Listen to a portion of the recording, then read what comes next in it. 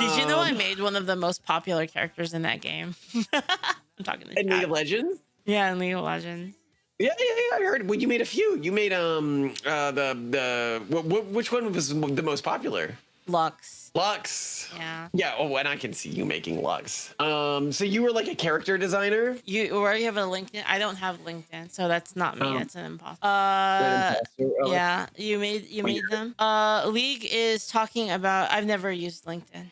You love Lux, all the Toho stuff related to Lux. Yeah, people started taking like my usernames on everything, which is really annoying. Like people would make like a leaflet and then they would put like my profile on there, but it's like not me. I mean, clearly you weren't really professed in game design, because I just double checked, and Lux is far too attractive to be a character in a Western video game. The funny thing is I was the main advocate for anime early on. All of the developers, all of the creative team hated anime, and I was telling them like, you need to get on board with, you need to stop this. You need to get on the train because it's leaving without you. Nobody gives a shit about your D&D characters. Nobody who's going to play our game knows who they are. I know who they are because I'm a fucking nerd. But I guarantee you, nobody knows who Drist is, and everybody knows who Goku is. And that's what I told them. And it was quite an uphill battle because they really hated anime. Oh, yeah. Were you there at the same time that Aaron Estevez was there? Because I knew him right as he was going in. Aaron? He was the showrunner for Avatar: The Last Airbender and took over creative at Riot. I'm not sure. I was there when they switched the team out, though, but... Oh, well, yeah, that's... well, I mean, good thing you got the stocks in the company. It sounds like it turned out well for you. Bro, Leaf is based as F. Wait, did you guys not know this Leaf lore? This is one of the things I first learned about you, is that you had worked on this stuff, and I was like, wow, like you've really put in the work for some of the like major cultural icons of a generation. Which is really weird. I just wanted to make games, you know. Yeah. Well, I mean, you should have known. I'm sorry, I do have to take a step back. When League of Legends was being made, it was being made by the team that made one of the most popular mods in history. Are you talking about Ginsu? Ginsu was I was really close with Ginsu, actually. I used to carpool to work all the time. Yeah, but I think he went to jail. Wait, did he go to jail? I think so. Last I heard, he was in jail, but I don't know, maybe he's out now. Sorry, my memory goes like this, and my memory may be wrong, is a bunch of people, not a bunch, it was like a small team, made a mod of World of Warcraft 3, and that mod became incredibly popular. But then Blizzard decided to do something, and they decided, why don't we just take the concept for the mod that we made and turn it into a game? And that's where League of Legends came from, right? No, there's a lot of games that took the genre. So yeah, you are right. So it was a Warcraft mod originally. It was called Defense of the Ancients, and then which did change hands a couple times. Ginsu was one of the early workers on the game. Then got passed off to a guy named Ice Frog, and then when the game became really popular, people started making their own standalone games of it that was away from the Warcraft thing, and each of these developers started making their own versions of it. And so that's where you have a bunch of these games, like the ones that were early ones was Heroes of New Earth was like one of the early ones. I played that one a lot. League of Legends, Dota 2, Smite. There was other ones too, but yeah, but like Smite and Dota 2 were quite a while after League of Legends, right? League of Legends was originally up against Heroes of New Earth. Those were the competitors early on. Those were the original competitors. Okay, and both were made by members of the original mod team. I don't know who made Heroes of New Earth, actually. I don't remember, but I know that League had Ginsu, who was like, if there's an item in Warcraft 3 there's an item in Dota, Defense of the Ancients, called Ginsu Scythe of Vice, which is named after him. Yeah, sorry, the reason I bring that up is functionally, I mean, I know that it may have felt like a small team and everything at the time, but I remember hearing about it when it was first coming out, and everybody in my circles assumed it was going to get really big because they're like, oh, it's made by the mod team, and now they're making a company out of this, and everybody already likes the mod, so But I guess on the team, it didn't feel that way. It didn't feel like it was destined to get huge. The mod was super famous, right? Am I like totally blanking here? Or? I'm not sure. The mod, you mean the mod of Dota? Warcraft? The Defensive Ancients mod. Oh yeah, it was super famous. Yeah, that's the Base Hunter song and everything. The base hunter talking, yeah. But that's really cool. That's really cool. I actually did my project at Stanford Business School on League of Legends. And Riot. And we interviewed a bunch of the people in the community. Specifically, we were looking at people who were making money within the community on community-related projects, trying to understand how like the sub ecosystem underneath the game was functioning. But that was ages ago, and mostly I just wanted to do my project on something fun that allowed me to hang out in fan communities, rather than have to like learn about a business or go to a business. Like, you know, I got a near perfect score on it, so whatever. Like, they thought it was good. So he said Malcolm saw me. Yeah, okay. But yeah, that was a lot of fun. So let's, what was I doing in the early days? Oh yeah, I mentioned that what my early career was too, and you had one of them, the Nekomimi ears. Yeah, the Nekomimis. Yeah. Hey, Wall, thanks for the raid. Thank you. Well, it is. I think Kick might be stuck. I had those Nekomimis. I was cringe enough to go in public with them on. Kick is stuck, I think. Yeah, I'm fixing it. But yeah, the Nekomimi ears were fine. I just got frustrated with the field of brain-computer interface because it was moving so slowly, and then I got the job offer in Korea, and I did that for a while. And I don't know if I've ever really. I feel like I've never really had a job. Just like a bunch of crazy, stupid adventures. I don't know if it's the same with you, or is that what everyone's life feels like? Well, no, I mean, yeah, I mean, I guess I did feel like I had a job many times, but I did like what I was doing, so I kind of just, yeah. It sounds like a fun thing to do. Yeah, I mean, I've done a lot of things. Like I've done like security. I've done food You did service. security? Yeah. Did you do what type of security? Did you do that before or after League? I was before. I just like did. Like, you know, you're a 5'1" girl. What am I missing about how you did security? You need a girl on security teams so that you can have them check the like rooms that women are in and bathrooms. Oh, yeah. Also do pat downs for other women. Right. You can't have like a security dude patting down like, you know, 12-year-old girls and stuff, you know, like. How do you end up landing a job going from something like security to working on something like League of Legends? So my mom goes, I was at a LAN party. So I'm at a LAN party and we're playing. And then my mom, I get a message. Well, not a message. I see a message, and the message is like, hey, like we're looking for a game developer. Anyone want to work here? I'm a good boss, I promise. Right. And then I told my mom, I said, oh yeah, there's like this game design position open. And like at this time I was working on games. I was doing Dungeons and Dragons. I was doing Dungeons and Dragons, and I was making games in RPG Maker. So I was kind of doing my own thing. And I was working on a card game at the time, actually, a Toho card game. And my mom goes, well, I was like, well, you know, there's I saw this like place that was hiring for game development, but I don't really know anything about game design. I didn't go to school, you know, so it's kind of like there's no point. And my mom goes, well, why not? There is a point. If you don't try, then you have 0 chances. And I was like, you know what? That's true. And then I applied and I got the job. That is wild. Yeah. Well, I mean, I think it's the way I can tell you why he probably hired you. If he knew where you heard about the job, I, in his position, would have been more likely to hire you. Knowing that somebody was at a LAN party puts them in a very specific social circle and mind frame around video games, which means they're probably, 1, going to be much more excited about the job, and 2, work cheaper, and 3, actually know what they're talking about in terms of game proficiency.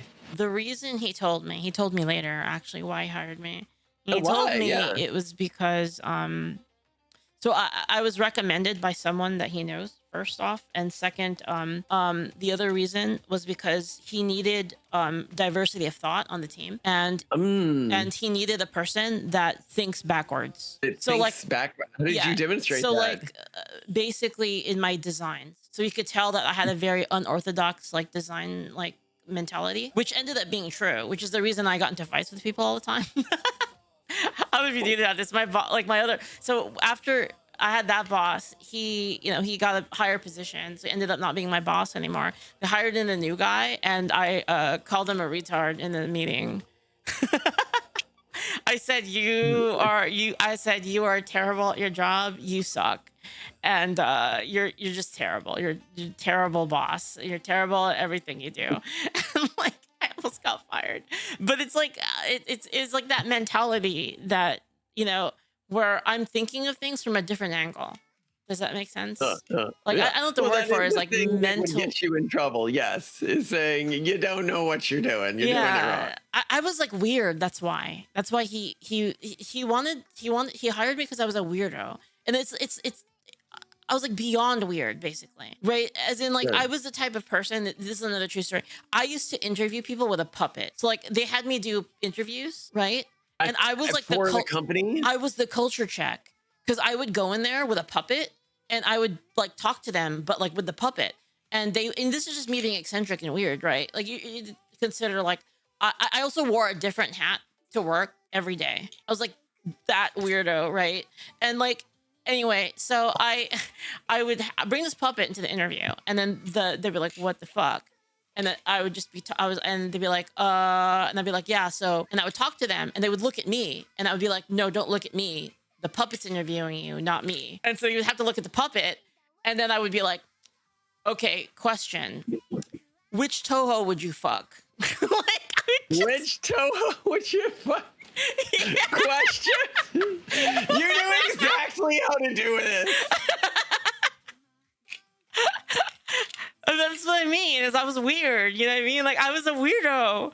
Like and like the thing is like my boss, he was a very good team builder, and that's why he was the boss, right? He was really he's not only is a brilliant game designer, an excellent mentor, and like I owe so much to him, but he also just was very good at building the composition for a team. So he's like, okay, we need like these people, we need the person that can understand like programming, but doesn't want to do programming, wants to like design games, but does understand it so that we can have that cross thing. We need the person that understands and I was the looks at it from a weird angle person, basically. So like I could find solutions that other people couldn't find, right? It's the typical thing. Oh, there's a problem. Okay, nerf that number, buff that character. And I would just be like, no, you're approaching it completely wrong. This doesn't solve the problem. I was like, no matter how much you buff or nerf this number, you will always have this problem. Like you had to find the answer under the table. And that was basically me. Well, that sounds very fun. Like a fun time. I mean, honestly, not as fun probably as being a streamer. I'd rather be a streamer than doing that. But that was fun for its cultural moment in history. Yeah, I mean, I enjoy like, kind of running my own thing. Like it's amazing and stuff. What you're running now is something totally new, and you're at the early stages of potentially growing it. Because I'm a weirdo. That's what I mean. I'm weird, and I think I don't know. I think it's just I can do these things because I'm weird, which is why like I don't want to do anything that could possibly change my mental state, if that makes sense. You know what you may want to think about doing is a vibe coding an integrated platform for your world. What do you mean by that? Well, right now it's all sort of disparate, right? You've got the website with all the lore and everything like that, and then you've got the Discord where people play, and then you've got YouTube where people post the videos, and then you've got when you could create a single experience of what it is to interact with and be a part of this community. Yeah, that is a good idea, because that's what the problem is. People don't know where to find any of this information and stuff like that, right? And you clearly already know how to vibe code. This isn't a particularly hard thing to put together. And the way that I would handle it if I was you is to have it not actually host everything itself, but what it would do is integrate the stuff that's already being hosted somewhere else. So people could post in the Discord and it would show in the Discord, or they could post in the app and it would show in the app or the Discord. You know what I mean? Like they're integrated. Then for YouTube, it's basically just a bunch of sublinks to the various YouTubes of this stuff.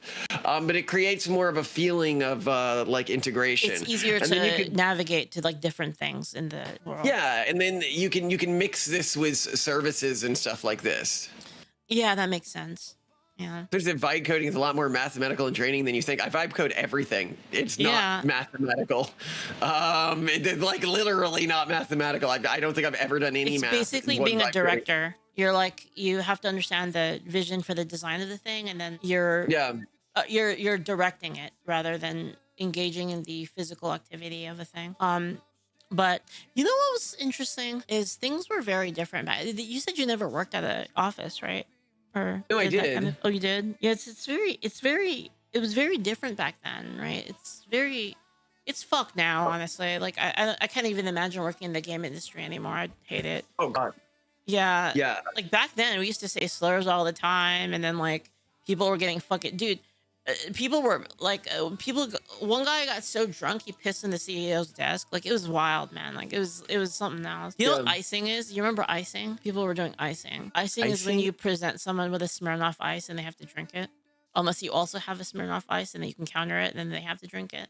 No, I literally never heard of it. So back at this time, what I was doing, what Malcolm was doing, is I was at this neuroscience company and I was trapped there because my acceptance into Stanford for my MBA required me to work for 2 years. Oh, geez. And in the meantime, I started hanging out with these communities like the Hacker Dojo. And have you heard of like the Hacker Dojo? Or I only know one hacker person. Oh, yes. Yeah, so which one? I don't know if I can say. I can tell you later. But okay, yeah, I know one person who had the FBI on them and stuff. Oh yeah, I know a number of hackers who had the FBI on. One of them's in jail.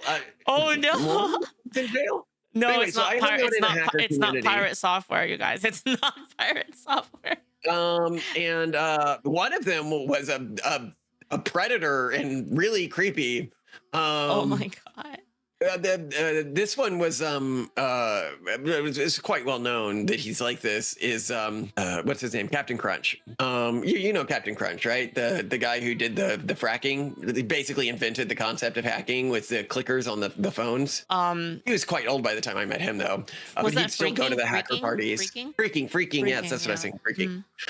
So I'd go to these parties, and the parties were the coolest parties I'd ever been to. I'd go every week because they had them every week. So there was this scene where you had the hacker scene, the hacker dojo, and then outside of the hacker dojo, and keep in mind the hacker dojo wasn't all like hacking. They had physical stuff. It had very much like what would you do there? It was very much like Maker Faire or something like that. It was like a Maker Faire workshop. You can almost think of it as it's sort of like a maker space, but much more technical in the components that were available than a typical maker space. Okay. And a lot crazier. Like I remember they had things. Now to you today, this sounds like boring old technology, but one of the things they had set up that someone had put together was a 3D set where they had like a 3D zombie shooting game they had put together there. Now, to you today, that sounds like the lamest, most boring thing ever. You've got to understand, at this time, 3D games that weren't like barely hacked together at some fairground or something like that were completely unheard of, especially like a 3D environment that you could move around in. Yeah. So they they had stuff like that. And the place where it was held was really cool because it was a all the walls were covered with like game inspired art and stuff like that people had done, but like that people had made themselves, was like post-it notes and stuff like this. And it was in a closed down stained glass showroom. So all of the walls were like random stained glass stuff. And everyone who went was just like the biggest hyper nerd. And then we would go from there to the group houses, and the group house, a very good depiction of like what life was like in Silicon Valley during this period. Can we make games for you? And I mean, yeah, if you make fun game, I'm going to play a fun game. If a member for the community makes a fun game, I'm going to play a fun game. Like, awesome. If it's a boring game, I'm not going to play it, but think through game mechanics. Like, let's make fun stuff for people. Yeah, it's gotta learn how to make it. And we'll play it if it's good. Everyone will play it if it's good, obviously. Yeah, but sorry, we were talking about the community. Yeah, so the show that depicts this period of Silicon Valley incredibly well. Like, obviously the aspirational show that when I was there, it always felt like I was living, was that movie Hackers from the whatever era, right? But obviously no one was that hot or cool except for me. I think one of the reasons it felt a lot like the movie Hackers from that period is because a lot of people had watched that when they were younger and were sort of recreating it in the Silicon Valley ecosystem because it made sense given our environment. But then the show that's like actually very spot on about what this world was like is the show Silicon Valley. If you've seen Silicon Valley, is that the one with the one where they were talking about how to solve the problem of like of jacking off everybody in the room? Was that Silicon Valley? Yes, that is exactly the kind of conversation we were having in those days. The mean jerk rate. And so I just like really socialized was all of the young crowd. I mean, I was young at the time, and this is the community that the sort of singularitarians were born out of, and parts of the effective altruism community were born out of, and Miri was born out of, and a lot of the groups that are like adjacent to where we are today, but went left, came out of. But they had a lot of cool. You'd like rent NASA Ames, and people would go party at NASA for Uri Day, and people would get in trouble, and it was it was fun. That time those times are interesting, just in terms of like an interesting moment of humanity with like all of the technology stuff. Yeah. A lot of the ecosystem there died after that. And keep in mind, when the Hacker Dojo wasn't just like a bunch of hackers. It was a lot of people doing weird like LAN projects or weird physical projects, or who were just known for being nerds and working on nerd stuff. And we'd go and share whatever newest thing, like the types of things that people were sharing there. I remember one guy made a search engine for not safe for work art, right? Like the type of stuff that like this derivation of the community is still doing.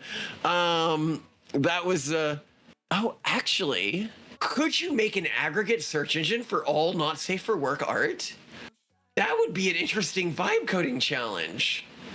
Wait, for all, as in like everywhere as online? In, it can aggregate every Danborough, every major not safe for work collection, and search them all simultaneously.